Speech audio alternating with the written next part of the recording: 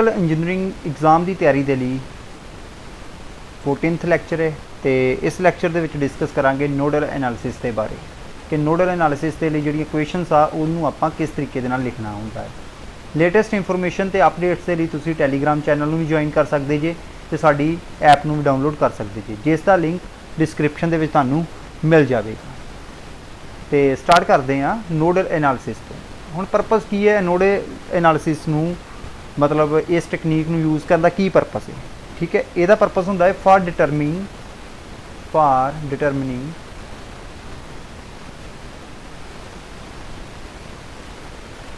Determining branch currents, ठीक है, branch currents in a circuit they which branch current नूं determine करन दे लई आपां नोडल एनालिसिस नूं यूज़ करते, ठीक है। फॉर एग्जांपल कि साडे कोल एक सर्किट है, सपोज करो ए वाला सर्किट है तो ये की ने इहदियां ब्रांचेस ने, ठीक है। ਇਹਦੇ ਵਿੱਚ मान लो I1 करंट फ्लो करता पिया, I2 करता पिया। ਇਹਨੂੰ ਆਪਾਂ इस करंट ਨੂੰ फाइंड आउट करने वास्ते ਅਸੀਂ नोडल एनालिसिस का यूज़ करते हैं, ठीक है। इस मैथड ਦੇ ਵਿੱਚ ਆਪਾਂ ਜਿਹੜੀ ਸਾਡੀ एक ਰੈਫਰੈਂਸ नोड ਲੈਣੀ ਹੁੰਦੀ है, ठीक है, रेफरेंस नोड, ठीक है। In this method one node is taken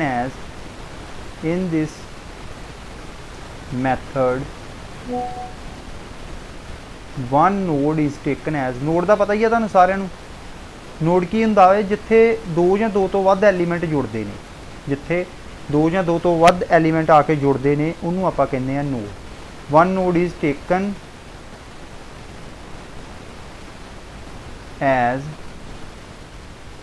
as the reference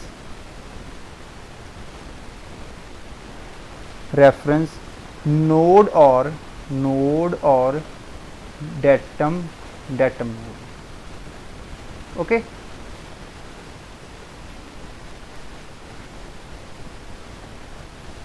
हुण रेफरेंस नोड का काम की हुंदा है, okay. the potentials of all the points in the circuit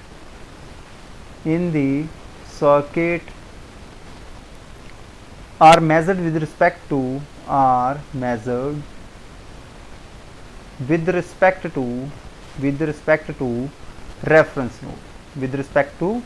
reference node, ठीक है। ये सारिया चीज़ां आपां इत्थे डिस्कस करांगे कि रैफरेंस नोड की है, ब्रांच करंट किद्दां है, मतलब तुहानूं आसानी दे नाल पता चल जाएगा। कोई इहदे विच ज़्यादा औखी गल नहीं हैगी है,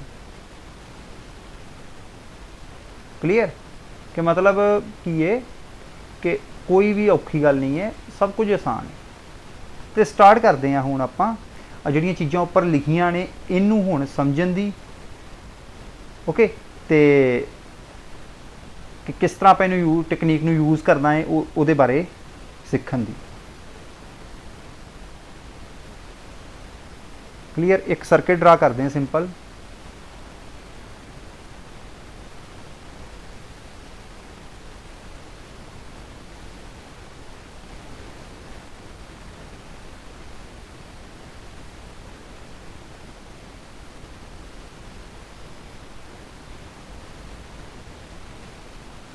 देखो सेम सर्किट आपां मैश एनालिसिस लिए भी किया है, ठीक है। उस भी आप करंट फाइंड करते ही ये भी करंट फाइंड ही करना, और टैक्नीक्स होंदियां ने कई जगह के उत्ते ये कैलकुलेशनस फास्ट होंदियां ने, कई जगह तो उहदे नाल कैलकुलेशन फास्ट हो जांदियां ने, मतलब अलग अलग ने। एक दिन आप कंपैरिजन करांगे दोनों का कि किस तरह आप किहड़ियां कैलकुलेशन इस टैक्नीक दे नाल कर सकते हैं, किहड़ियां मैश एनालिसिस दे नाल कर सकते हैं। देखो नोड का तुहानूं पता ही आ, जिथे दो या दो तो वध एलीमेंट जुड़ते हैं, जिद्दां एक नोड ए आ, ठीक है। इत्थे भी हुण इनू आपां रजिस्टेंस R1 नाम दे दिता, R2 नाम दे दिता, ये रजिस्टर R3 है, क्लीयर। एक ही है साढ़े कोल V1 वोल्टेज सोर्स, तो एक ही है साढ़े कोल V2 वोल्टेज सोर्स, ओके। तो एक आ नोड इनू कहते डी नोड, ठीक है। ਹੁਣ ਤੁਸੀਂ ਦੇਖੋ कि ਇਹਦੇ ਵਿੱਚੋਂ ਇੱਕ ਆਪਾਂ ਰੈਫਰੈਂਸ ਨੋਡ ਲੈਣੀ ਹੁੰਦੀ ਆ ਜਿਹਦੇ ਵਿਦ ਰਿਸਪੈਕਟ ਟੂ ਆਪਾਂ ਸਾਰੇ ਕੈਲਕੂਲੇਸ਼ਨਸ ਕਰਨੀਆਂ ਨੇ ਆਪਣੀਆਂ। ਉਹ ਕਿਹੜੀ ਰੈਫਰੈਂਸ ਨੋਡ ਲਈਏ ਆਪਾਂ? ए वाली नोड। डी नोड की है? Reference node. ठीक है, डी वाली नोड की है? Reference node. रैफरेंस का मतलब कि एक चीज़ आप मान लो सपोज करो जी आप जीरो मन्निया है वा, आप सारी इक्वेशन के जीरो मनना है किसी चीज़ को। सपोज करो कि आप हुण कोई करंट तो वोल्टेज के रिलेशन बनाते हैं, बट आप करंट नूं विद रिस्पैक्ट टू वोल्टेज के लैके चलते हैं या वोल्टेज नूं विद रिस्पैक्ट टू करंट के लैके चलते हैं, ये देखना होंदा है। ओके, मतलब की आ कि सिंपल एक पॉइंट आप इदां दा रखिया होया वा जिथे पोटैंशियल इहदा की होएगा जीरो होएगा, तो जिहदे विद रिस्पैक्ट टू आपां बाकी मतलब पोटैंशियल्स नूं पता करना है कि बाकी पॉइंट्स उत्ते की ने। फॉर एग्जांपल कि जिहड़ा हुण वेखो नोडल एनालिसिस है, नोड आपां इत्थे देखांगे जिथे करंट डिवाइड हुंदा है। नोडल एनालिसिस आपां कित्थे अप्लाई करांगे? जिथे करंट डिवाइड हुंदा पिया है, ठीक है, जंक्शन दे उत्ते। हुण इहदे करके जिहड़ा करंट फ्लो कीता R1 दे विचों करंट फ्लो करेगा वो किहड़ा करेगा? I1। ठीक है, हुण R3 दे विचों जिहड़ा करंट फ्लो करेगा वो कितना होएगा? I3। ते ये किहड़ा करंट हो गया? I2। According to Kirchhoff current law, ठीक है, according to Kirchhoff current law जिहड़ा टोटल करंट होएगा, टोटल करंट कितना आ गया? I2, क्योंकि आ भी करंट की डायरैक्शन ये वाली आ। ठीक है, आ तुसीं एरो देख सकते जी, इज इक्वल टू एक ही आ गया I1 प्लस I2 I3।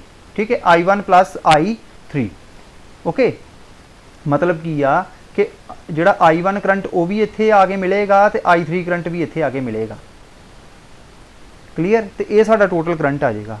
हुण आपां इत्थे नोडल एनालिसिस लगावांगे, मतलब कि आपां सारे पॉइंट्स के उत्ते पोटैंशियल पता करांगे। किद्दां पता करांगे? सपोज करो कि साडे कोल की आ, सानूं I1 आपां कैलकुलेट करना चाहुंदे हां, R1 का सानू पता है, तो जे मान लो इत्थे सानू V1 का पता चल जे या V जिहड़ी इहदी अक्रॉस वोल्टेज हैगी है VA माइनस B का पता चल जे, A माइनस B का मतलब कि इन्हां दोवां दे विचले पोटैंशियल का पता चल जे, तो आपां नूं कैलकुलेट नहीं कर सकते?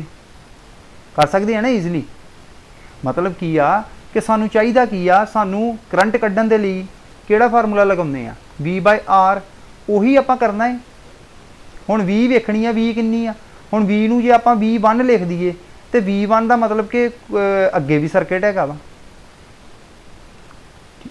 ठीक है ना, जे आपां V1 लिख दिंदे आ, जे इनू सर्किट नूं मैं इस तरीके नाल लिखदा V1 पूरे इहदे क्रॉस हो गई तो नाल दी नाल ही होई दे क्रॉस भी हैगी आ।